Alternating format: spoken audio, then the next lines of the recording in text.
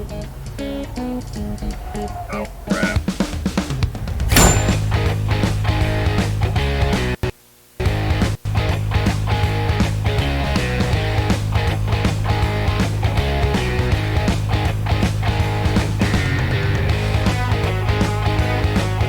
Recording.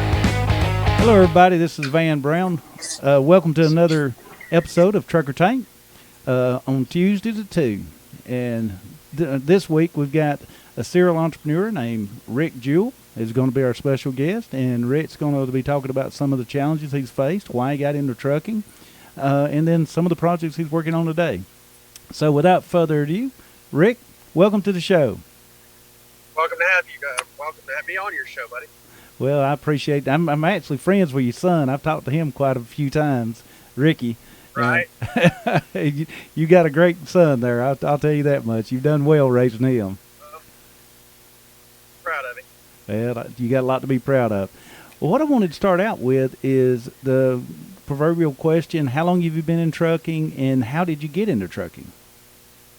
What was in the 90s, or I think 1990, to be honest with you, about July of 90, I was in the wrecker and repo business. I was repossessing cars and couldn't find anybody to haul our cars to the auction. We did the red carpet Ford lease return cars, and they said, "Do you want to haul them to the auction?" So I started looking for a Peterbilt, went to the bank and said, "Hey, this is what I want to buy." And they gave me like a $400,000 cashier's check, and me and my kids loaded up, went to Knoxville, Tennessee, and bought a Peterbilt at the dealership.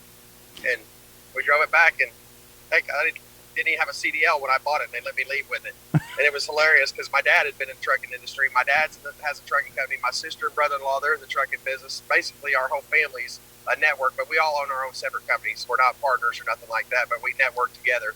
Like if we, Lord, hang on a second here. Oh, there, I'm back. Somebody tried to call. But so I called my dad and said, "Dad, what would you do if you bought a Peterbilt and you didn't have a CDL?" He said, "Well, I wouldn't be driving it." I said, "Well, I'm leaving Knoxville, Tennessee," and he told me I was crazy. But we made it, and we did it. And I got home and ended up getting a CDL and driving truck for, well, I started hauling the cars forever, and then I started going out of Detroit back to Tulsa with them. And then my kids, I had 7 kids, and they didn't want to do what was right, so Dad had to quit driving truck. But I've always had a truck since 90. Somewhere in my fleet, I've always owned a big truck. And then I went to work for Miller Truck Lines and stayed with them for a while, and then 2.5 years ago, I lost my eyesight and couldn't work, and I had to have retina detachment surgery on my eyes, so that kind of set me back. So I thought, I need to look for my future instead of working for the man. So I bought a day cab, and me and Ricky, my boy, we ran it from Tulsa to Oklahoma City. He'd run it during the day, and I'd run it at night. Yep. And we just built our money up. Then we bought us another over-the-road truck. Funny story, crazy is, I started with $16,000. That's a true story, a year and a half ago. And I basically last year I ran 2.5, you could say 3 trucks maybe, but most of the time OTR was 2 trucks. I grossed $1.6 million, and the 2 internationals I bought the year I started, I paid them off within 10 months. Wow. And then I started just buying more trucks, but as of today we're at 11 trucks, but we have 7 over the road trucks, and we're building some custom trucks now. But my biggest thing is the challenge with truck driving. I'm 50 years old as of last December. The smartest thing I can tell anybody is self-discipline, because I wouldn't be where I'm at today if I'd have do self-discipline 10 years ago. I wouldn't be working. I'd be sitting on the Florida coast. But easy money, you spend it crazy. You know what I'm saying? But I had to learn self-discipline, and that's a true story. I pay myself a paycheck. I don't make what my drivers make, but at the end of the day, I'm building my future. I'm 50 years old. I ain't got much time. You know what I'm saying?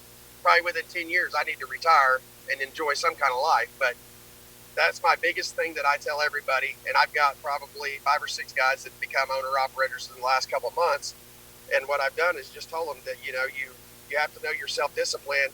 Because just because you go out here and you gross $10,000 or $15,000 in a week doesn't mean you have, $8,000 or $9,000 in your account. You can just go blow it, because you got to buy tires, you got to buy fuel, you got to pay insurance. Yep. And that's the whole deal. If they know self-discipline, there ain't a man driving a truck that shouldn't be, above the average class, middle class person, live decently and not have the stress or struggle to survive. You get what I'm saying? Other than, our truck prices that went through the roof. So it's going to make it even harder for a man that's going out and buying a truck today to try to make ends meet. It's going to be a tough struggle because we're paying 3 or 4 times for trucks than we were, a year and a half, 2 years ago. Absolutely. Well, I know you're a trucker, and I always have been a trucker for a very long time. But you also have done other businesses as well. Can you tell us a little bit about the other businesses you've done? Because,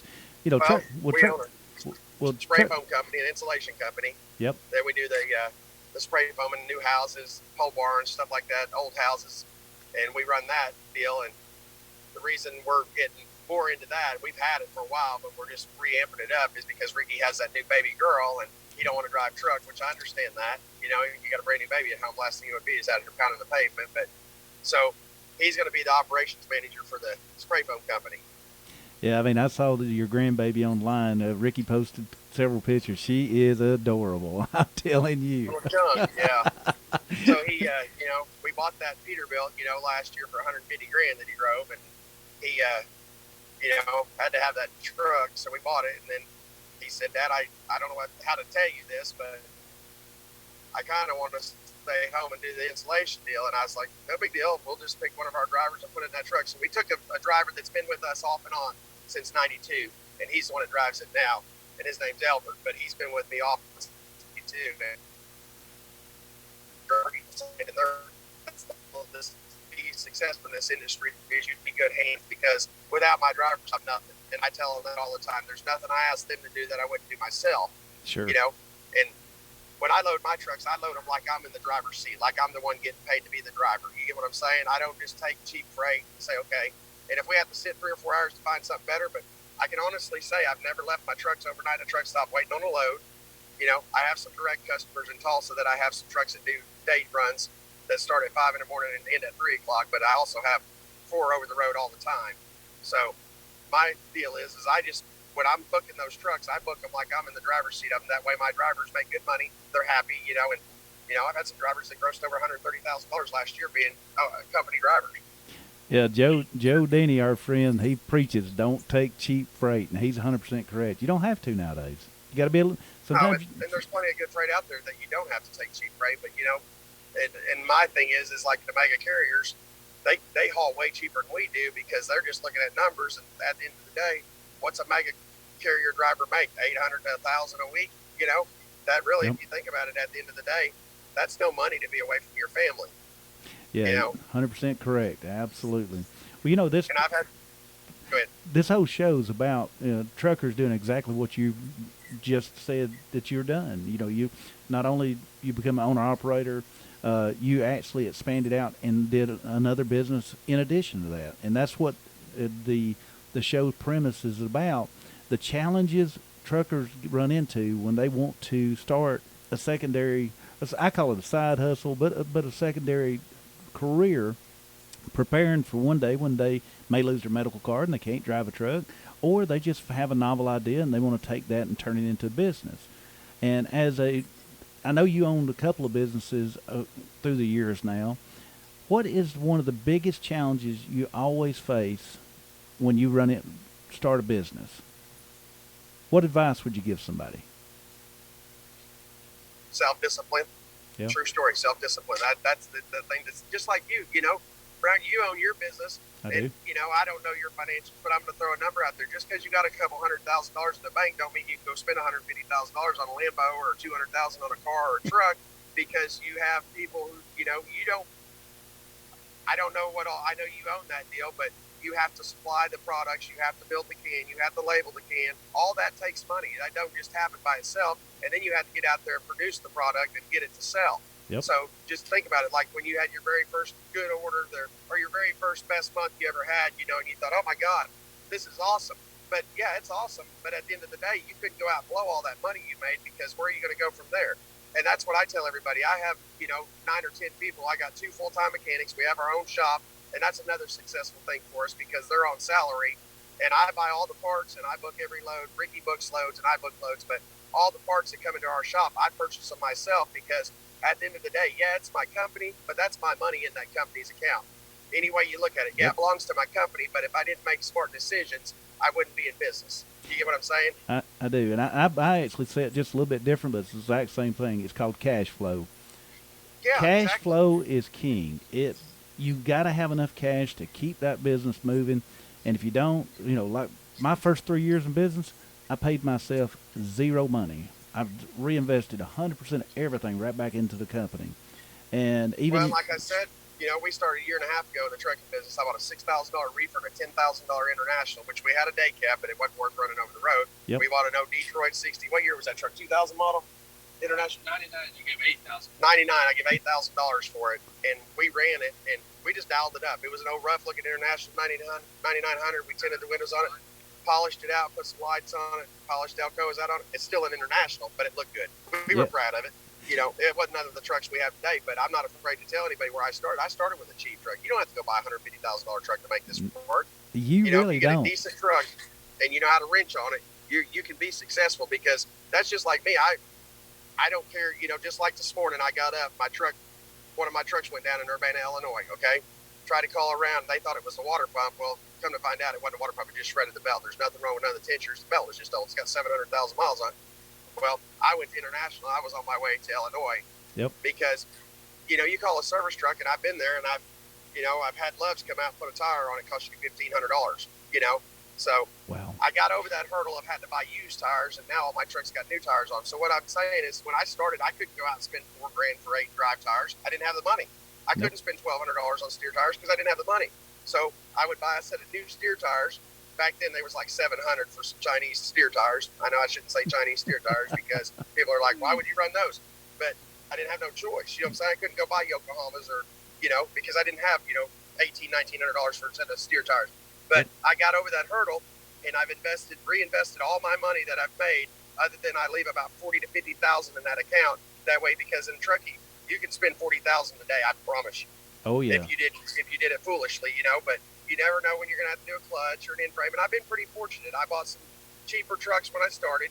After we got through the $8,000 truck, I bought some $30,000 internationals, and everybody told me I was crazy. But the Lord has blessed me, and I, and people are like, oh, but I promised you, you put your head to it, and you stay sticking with it, and you spend your money wisely and not foolishly, you can be successful in the trucking business. You don't have to work for the other man. If you own your own truck, you can pretty much get your own authority and be in action for less than $5,000.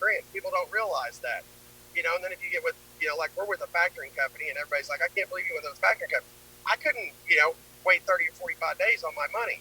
Sure. But I went with a factoring company that had zero recourse, so they charged me 5% for the first year, but I had zero recourse. So if the broker went out of business, I wasn't liable for it.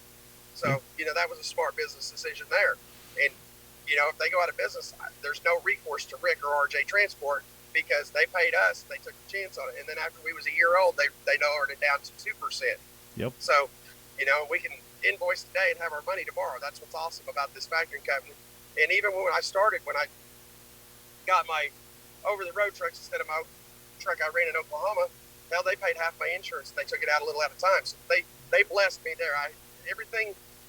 It's unbelievable, because where I was at is we was in the cannabis business. We'd opened up the dispensary. Yep. We went to Vegas in 2000. Well, when we got back home, my wife got real sick. She's still sick, and it's been 2 years.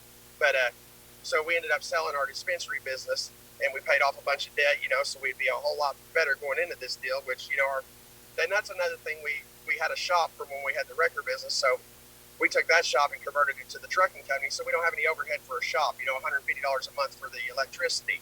So we're not paying $5,000 or $6,000 a month for a shop. Sure. So we kind of, everything kind of fell in place. And like I tell everybody, I'm blessed for sure. There's no doubt about it, because, I didn't have hardly any money to start with, but I had a big dream and I had a vision of where I wanted to be at. And my vision was to be at 200 trucks within 5 years, but I kind of pulled the reins in on that because I don't believe I can find 200 decent drivers. And I'm just being honest. Yeah, that's the problem everybody's running into now, is finding drivers. I know, talking to Joe, he's got an empty truck over there. He needs a driver, and you can talk about any the owner. Somebody owns small fleets. They're looking for drivers. Oh yeah, it's crazy. But I think I'm going to stay at 5 trucks over the road. Yep. Keep my couple local trucks, and then we're building some Peterbilts for me and Ricky. That way, if we want to go drive truck, we can just get in them, and we'll do some runs, some truck shows and stuff like that. But we're not going to go out here and beat the pavement every day, because I'm past that point. Not saying that I wouldn't do it, because if I didn't have a driver, I'd definitely get in the truck, because I'm not going to go backwards. I got to go forward. Well, one of these days in your shop, I'm going to have to get you to build me an old Peterbilt 352. I mean, those 352 cab overs, that's my favorite truck. I love those trucks. Well, what's crazy is Ricky's grandpa down in Selsaw, Oklahoma, he had no Peterbilt cab over when Ricky was a kid. Yeah. In preschool, and it sat there. And when we went and got it, we had to cut the tree down. It was rode up in between it. So that was Ricky's deal, was to build that Peterbilt, which we've got, I don't know, 4 or 5 trucks that we need to get in the shop and get busy. But it's just, the everyday life of everything is, time's not on our side because time goes by faster than what we think. Oh yeah, it always does. Turned around. I mean, I turned around and all 3 of my kids are grown, and now I'm a grandpa, like your grandpa. It really flies. There's no doubt about it. Well, I know you have to have a very interesting story during your career in the repo business. Does any of them come to mind as something that's a very that finger's missed part of it. I've been stabbed right there. Oh, goodness. And this is how I got in the repo business, okay? I was 16 years old. My parents, they owned a string of auto parts stores, and they owned a carrier business. You remember the Kodak film? You take it to the little window, and you drop it off. 3 days later, you pick it up. Well, we had that deal. We'd pick up all the film around Missouri, Oklahoma, Arkansas. We'd load it on an airplane, and they'd send it up like California or somewhere, and then like a day later, we get all that back, redeliver that. So we did that. Well, my parents ended up getting divorced, and like I tell everybody, just because you get divorced doesn't mean you have to ruin everything that you guys built as a team. Yep. But my parents didn't see it like that, and I was a kid. I didn't care, which they repossessed my truck when I was 16 years old. So this is I probably shouldn't say this, but I'm just going to be honest with you. I was 16 years old. I quit school. My parents were getting divorced. Everything in life was just a disaster, And if you go and look on my Facebook, I made a post the other night because the guy I actually went to work for when I was 16, his son overdosed the other night at 41 years old. But that guy, I have an older well, Brian, he hired his money. He was young, but I took his driver's license when I was 16. I took it to his birth certificate, took it to the tag office and said, "Hey, I lost my license." So I got me a picture with my brother's driver's license. So then I became Brian. So I went and got me a job because nobody would hire me at 16. They said I was too young. So, I become 19 overnight. I got a job. I worked for those people for 12 years before they realized that I really wasn't that old. But he lost his son the other night, and I put on there, but he changed my life when I was 16 because nobody wanted to help me do nothing. You know what I'm saying? I was just a punk kid, and nobody wanted to help me. So I stayed there for 12 years. Then I went to work for another place named J.D. Regan Associates, and I left there and opened my own gig, and I've been self-employed ever since, So for probably the last 20, 25 years, I'd worked for Miller Truck Lines as a purchaser, and I took care of their trailer shop, but it really wasn't like a job that I had a lot of free time. So what I'm getting, it wasn't like I had to punch a time clock, and stay there, which, I've done everything from frames myself, clutches, transmissions, because at one point in my life, I didn't have the money to have mechanics. You know what I'm saying? Yep. I had to do that myself. So this time around when I got started, my eyes ain't good, I'm getting old. So I hired one mechanic, and he can do the light stuff like brakes, tires, and stuff like that. And then I have a heavy line mechanic, but I let him use my shop because he has like a little network of guys he works on their trucks. So I get a way discounted rate from him. You know what I'm saying? Sure. Lots of times he does stuff to my truck, and I never even see a ticket on it because we share the shop. Helps us both out, and we're just blessed, But my biggest thing is in the trucking industry is, guys, just because you go out there and you gross 10 or 15,000 a week or $7,500 a week, I'm not going to tell you I do 10 or 15,000 a week on every truck because I don't. I'd be a liar, But even if you're grossing $7,500 a week, set yourself a paycheck, guys. Pay yourself $1,000 or $1,500. Take your bills, add them up. Yep. Pay yourself like you're an employee and work for yourself. And I tell everybody I work for RJ Transport, and a lot of times I don't even tell people I own it because as soon as you tell somebody you own something, they think you're a millionaire. Oh yeah, they don't realize we're broke as all get out because we're paying for everything. Yeah, and I look at it. The long term deal is one day I'll turn all this stuff over to Ricky, and then he can just pay me a check every week or month, whatever. But and then I'll stand in the shadows and background, and kind of shadow him and make sure everything. But he's been hands on with me. He's more like my best friend than my son. You know what I'm saying? I do. And I've had him. I've had sole custody of him since he was 11 years old. So he's been with me, and we live on 20 acres, and our shop's in the front, my house, and then his house. So, 7 years ago, I bought that land, and I bought a house and moved out there, and then bought him a house and moved it out there. So they live on the same land as we do. We're like neighbors, probably, 600 or 700 yards from us. So they're on the same property. But eventually, I'll turn that trucking company and all that over to him, and he can just pay me, and he can run it, and then his boy can get involved in it. You know what I'm saying? Oh, as he yeah. gets older. Now that's fantastic. I mean, as a business owner, what most people don't understand is the risk we take every single day. I mean, if you're like me, you had to put up everything you own to actually get the mortgages or the loans on the business in order to finance and get it off the ground. I mean, you pledge everything against that business. That's what banks Well, require. what gets me is so bad is just like, anybody can go buy a $70,000 or $80,000 pickup, and that's why we have so many people doing hot shots. You know what I'm saying? It's Yep. because they're wearing their truck out. They're not going to be successful. You know, I don't see how you can go pull campers out of Indiana for $1 a mile or 80 cents a mile and then deadhead back. You can't. And I don't see how they're going to be successful. But a lot of these guys want to be semi drivers, but they can't buy. The banks don't want to loan on semis, but they'll loan you, the money to go buy a brand new Ford or Dodge Dually.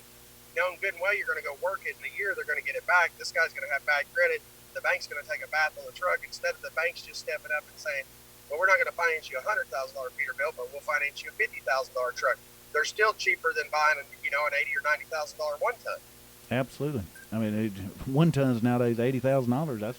That's where you're going to be. I mean, it's just crazy. Yeah, and that's why a lot of these guys, and I'm not knocking anybody. Believe me, I've been in my bottoms. You know what I'm saying?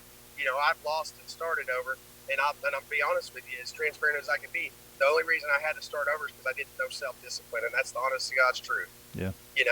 Because I was in the record business, the repo business, money just came. You know what I'm saying? Every day money came in. It was like every day was a payday.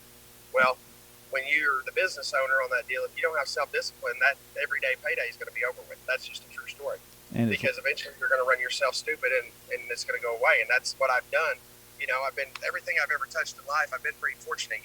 Like I said, my dad's in the trucking industry, and I had a good father, don't get me wrong, and I love my dad to death. And he was hard when we was growing up. And life probably would have been different for me if my mom and dad wouldn't have got divorced, because I wouldn't have, been that kid that quit school, because my brothers, my sisters, and all them graduated, went to college and everything. I was the last of us 4, and I wasn't having it. I didn't have any desire to go to school, didn't have any desire to go to college. I wanted to be a hands-on person and get out there and get my part of it. And that's a true story. When I was 16 years old, I was repossessing cars, and I just didn't go back to our hometown where we lived at because everybody knew my name. So I didn't want to get stopped and them go, oh, what are you doing with this driver's license with your brother's name on it, So I just stayed out of that town, and I did it forever, and Sure. I tell you, one thing that a lot of kids need to understand nowadays is that you going to college is not the best way to actually have a career unless you've got something you're really in love with, that's science or math or something like that. I mean, technical college is the way you make a lot of money nowadays. I mean, diesel mechanics, Lord have mercy, you know what we got to pay diesel mechanics and auto mechanics, lathe operators, everybody that can work on these big trucks or build something, electricians, plumbers. You'll make a lot more money going to technical college nowadays than you will to go to get a college degree, especially if it's in something like English or romantic languages or history. You ain't going to make anything. Or you'll be lucky to get a job. A plumber, you can go out and get your contractor's license and learn how to do plumbing. You can make a really, really, really good living. There's a lot of stuff out there if you got drive. It all depends on what that person wants to do. Do you want to sit in a seat of a truck and see the world and make money? Or do you want to be a hands-on guy that climbs under the house and fixes pipes? It's all about what your ability is. But, I love no more than, and anybody that's on this show, you're more than welcome. I'm Rick Jewell on Facebook. RJ Transport on Facebook. Any of you guys want to get your own authority, you need me to shadow you, help you, do whatever I can do, I'll show you everything, and you don't have to pay me a dime, because you know what? At the end of the day, it's just us guys. There's nobody out here that cares about us other than us. So if there's anybody that's listening to the show that wants to get their own authority, I can get you set up with everything. I can make you a business owner in 28 days if you have self-discipline, and I can promise you that life will be way more rewarding. And just like I tell everybody that's in a truck, man, if you ain't sending 2,000 or 3,000 to the house every week, there's problems. And that's honest to God's truth. Even being a company driver, my guys make, $3,000 to $6,000 a week, but I don't haul cheap freight neither. That's the whole deal. You don't have to get on the load board and take the first thing you see because you want to go that direction. Go out there and run wild, play with that East Coast a little bit, make that good money, and then bounce back, if you live in Western states. But there's money to be made, and there's no doubt in my mind, Brown, that if I had 200 trucks, I could be very successful in life. But the thing about it is, like I said in the beginning, I don't think I can find 200 drivers that would meet my criteria, because I'm the kind of guy, I load you, you got your fuel card, you got your truck, I shouldn't have to tell you how to do your job. When you get unloaded, you call me back, I get you another loader. You let me know when you're going to get unloaded, and I get you loaded. Sure. But, we stay loaded. We stay rolling. Nobody breaks no laws. Most of my trucks are on e-logs. Some of them are on paper. But I don't tell them guys, hey, go out here and run like a maniac, kill somebody or nothing like it. Because at the end of the day, I tell myself, and when I started this back up a year and a half ago, when I started buying trucks, I got on my hands and knees and I prayed to the Lord, and I said, you know what? I've done a lot of crazy stuff in my life. I've never done without since I was 16 years old, and that's the honest God's truth. I've always had a nice, decent pickup. I've always had toys. I've always had, everything I've ever wanted in life. But I live foolishly. You know what I'm saying? I do. And the casinos and stuff like that. But, when I was doing the wrecker and the repo business, AAA was paying me $100,000 every 2 weeks. I had 56 wreckers running Tulsa. Wow. So I was getting $200,000 a month, and I'd pay my drivers, I'd pay my fuel bill, and what was left was mine. And there'd be some months I might make $40,000, might be some months I make $10,000, but that was my money, and I just foolishly spent it, didn't put nothing up. Sure. Well, when that deal went south, I had to work my way through it. Never had to file bankruptcy, but it was tough, and it was all because of my own self-stupidity of doing stupid crap that I did myself. So now I pay myself $1,500 a week. That's all I make, $6,000 a month. My pickup, I pay my own payment on my pickup, but I buy my fuel on my company credit card because it's usually work related. Yep. But other than, that, and then at any given time, like I said, we didn't start with much, and I promise you, I stressed my wife to the hilt at the beginning because she thought I was crazy what I was doing. And she's like, you just keep accumulating more bills. And I said, if you'll listen to me, we'll do our plan. And within a year, we'll own these. And I'm telling you right now, God is my witness. When I go into 2023, I'm going to be 100% completely debt-free. That's going to be the deal. I'm going to be 100% completely debt-free. Oh, that's awesome. Well, your offer to help anybody just shows the true spirit of trucker brotherhood. The trucker brotherhood's still alive and well. I know there's a few truckers out there that grumble about everything under the sun. They say there's the trucker spirit, the trucker brotherhood no longer exists. Well, as you know, I've got a bull snot posse of truck drivers, and I can tell you the trucker brotherhood's alive and well. It may not be as big as it once was, but there's still a lot of truckers out there just willing to help each other, just out of the goodness of their heart, just like you. You're offering to help show somebody how to be an owner-operator. That's just fantastic, and we really appreciate and I would, that. in a heartbeat, because, the more people who are out here on the road that are making a living and taking care of their family at home, the better the world's going to be. Everybody Amen. knows there's not a person that's probably listened to us that ain't had one time or another couldn't fill up the tank. Well, we got They had one. to buy $10 worth of gas. Well, I got one question for you. When Ricky gave up his truck, did he take his bull snot with him, or did he leave it in the truck? Yeah, there's some in the shop, and he gave Albert some of it too. All of them now got it. He put it in all the trucks, and they just love it to death. Well, I really appreciate you being on the show this week. I know it's taken out of your time, and I know you're an entrepreneur and you're busy, but I'd really appreciate your coming on the show, giving some people some good advice, talking to them about being disciplined, because that is super important. I call it cash flow, you call it discipline, but it's the exact same thing. If you Well, don't, and me and my wife, we've been married for 5 years. Okay, when we got together, this is what's crazy. We've known each other. We grew up in the same neighborhood. Okay, Yeah. I went through a bad deal and ended up divorced. And she'd been divorced for about 13 years. Well, we started dating. And anyway, she ran a dealership that I did a bunch of work for years, but I knew her before the dealership deal. When I built a new house, I sold them my old house. But long story short, we got together. I lived recklessly. I'm not going to lie, because I was a hustler. You know what I'm saying? Yep. I'd buy it, pick up, flip it, make me 3,000 or 4,000. I was good for a day or two. You know what I'm saying? I didn't want to, I was just trying to money motivated. And she said, baby, if you'd just slow down and get you a bank account and start saving money, there's no telling where you'd be at. And I thought, that's crazy. I don't care about that. Well, then, a few times I thought, man, I need some money. And I asked her one time, I said, hey, can I borrow $500 off you? And she looked at me like I was crazy. And I said, what do you mean? And she's like, where's your money at? I said, oh, I spent it. And she told me, she said, babe, if you want to be successful in life, start disciplining yourself. And that's a true story. I don't sign any paychecks to the company. I can. I'm the signer. It's my company. Me and her own it together.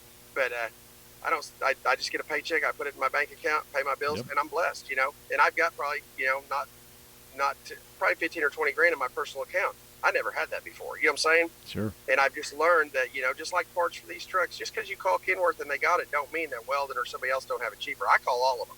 Yep. They all know me as a cheapskate. But, at the end of the day, like I said, that money, that comes out of my account. That's my money. But, I try to spend it, and I tell everybody that's my company money. But at the end of the day, it's my company, so I have to watch what I do. Absolutely. And that's why I've got my hands in a lot of the everyday operation of it. Like buying the parts, running the shop, and all that. My wife takes care of all the office stuff. I take care of all the drivers. I hire the drivers and fire the drivers, and she takes care of all the paperwork. So it works out pretty good. I don't step on her toes. She don't step on my toes. Yeah, You know, that's one. You made a very good point in being a cheapskate.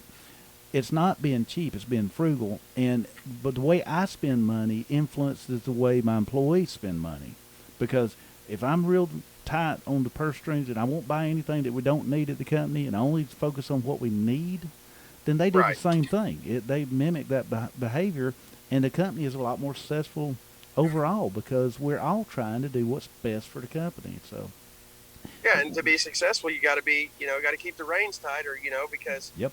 like I said, that money can go just as fast as it comes. It goes out the door. And fuel bills, tire bills, and all that. And that's like earlier in the beginning when I started, I couldn't buy a set of tires. And that's the honest God's truth. I wanted so bad to buy a new set of tires for my truck, and I couldn't do it. Yeah. Well, then, I got a Love's fuel card, and my drivers, they'd have a blowout. Next thing you know, they go to Love's and spend $1,500 and buy 2 tires instead of 1 tire. I was like, why did we need 2 tires? Well, the other one was wore out. So finally, I just told myself, you know what? I'm going to hustle real hard. I'm getting in a truck, and I went and ran a truck for 3 weeks, and built my money up where I could buy new tires. Yep. Because I'm going to pay myself the same. If I jump in a truck and go to California for some reason or Illinois, I don't pay myself like I'm a driver. I still get my salary every week. Sure. So that just builds my company up more. Just like when they call, and there's something in town, it's going across town, and they say, hey, this load pays $1,000. Well, you need to know that I'll go jump in a truck and I'll go haul the load because it just helps my company. I'm not sitting on the Florida. Last summer, I have a diesel pusher bus and I have a boat and a brand new Harley. Well, it's a 16 Harley. Last summer, I never rode the Harley one time, never got in the bus one time, never got in the boat because I was focusing on building this company and I didn't want to go to the lake and, spend $1,000 or something like that because I needed to build my company. Well, as time goes by, things are better now, so I can enjoy some of this summer. Not saying I'm going to take off and go to Florida for months because I'm not, because I have to be focused on what I'm doing. But this summer will be a little easier because I've got over the hurdles, and everything's, been better. And another thing, just like these guys that go out here and buy these trucks, the thing about it is, guys, if you buy a truck and say your payment's $1,500 a month, you're grossing $40,000 to $50,000 a month with that truck. You got a $2,000 insurance payment. You got a $1,500 mortgage at the house. Every other month, and this is what I did. Okay, I bought 2 internationals out of Denver. Okay, they were $38,000 a piece. Yeah, they were Pro Stars, guys. I know they ain't the best trucks, but that's all I could get at the time. I paid those trucks off in 11 months because every other week I'd make a payment on each truck. Boom, boom, boom. Every other week I was making a payment, doing, back and forth. Yep. And I got the titles to them. They're paid for. I own them. And and that's the most important thing. And I paid them off in 11 months. 10, 11 months they were paid for. So that, saves that $1,800 a month payment on that truck.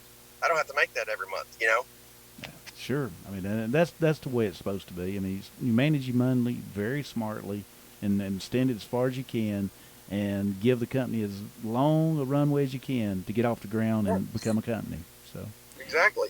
And it can happen. All they got to do is have self-discipline. You don't have to have $50,000 or $60,000 in the bank. Guys, if you own a truck and you got $3,000 or $4,000 in the bank, I can get you can be an owner-operator within 30 days with your own name on the door of the truck, loading your own loads, picking where you go, choosing what you do. Your own boss. You're not leased onto somebody. You're not working for a mega carrier. You can make it happen yourself. And that's straight from a man who's done it.